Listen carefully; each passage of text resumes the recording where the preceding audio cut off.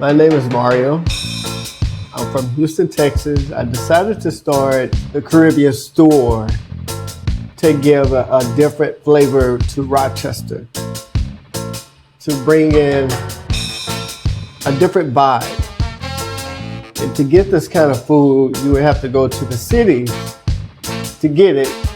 And honestly, I got tired of doing that. So I opened my own.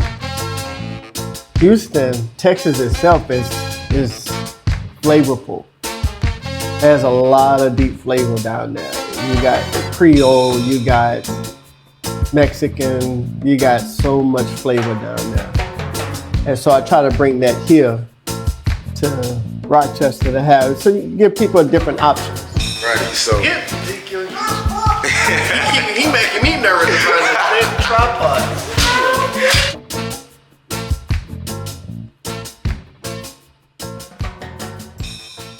I got the name Caribbean Vybz because it brings the vibes of the Caribbean here. And I got the idea mainly because of, I love flavor, you know, and between Creole food, soul food, and Caribbean food has deep flavors. And I wanted to bring that here. And I felt that it needed it, you know. If I was going to stay here and call Rochester my home, then I think that would be ideal. And Rochester is a good place, you know, to open up something like this. Opening any business is scary, and I've been hearing it every time I hear people that say that, opening up a business is scary. And so at some point, you just got to do it, you know.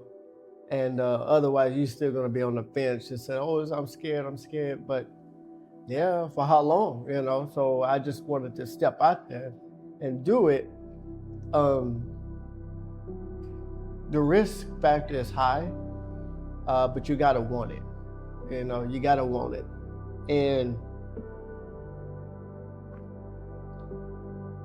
I'm building the plane as I fly it. So I'm learning as I go. I don't know everything about it. I'm just doing what I feel like is productive, you know.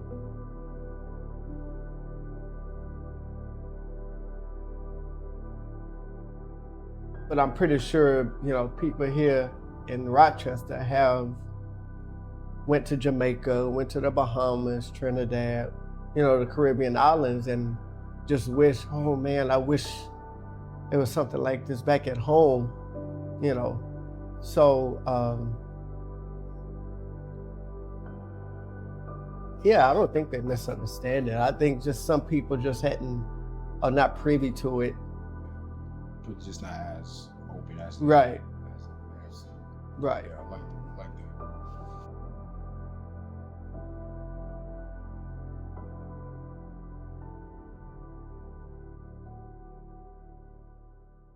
Who inspired me? My grandparents had a business, and when I was growing up, I don't like working for people. I don't like working for no one. So the only way that you get what you want, you have to make a business for yourself and create a job for yourself. Back in Texas, they had it was a club.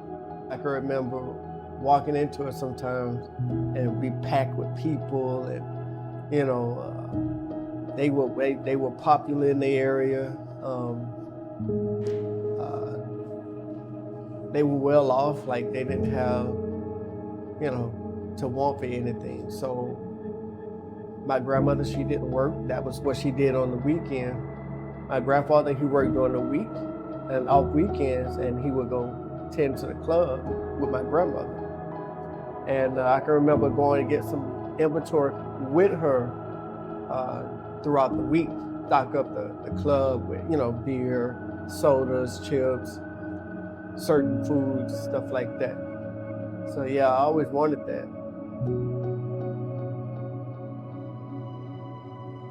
I have to set a standard for my children, you know, leave something for them. give them options to where they don't have to work for anyone either. Whatever job I create now will be for them later on. I'm creating a job for them. And so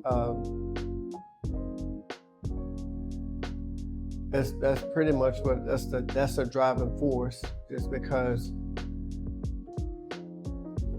it's an insurance. It's an insurance policy that I'm creating. So for myself and them to come, you know. So yeah. You like that? Hey, you just killed that, man.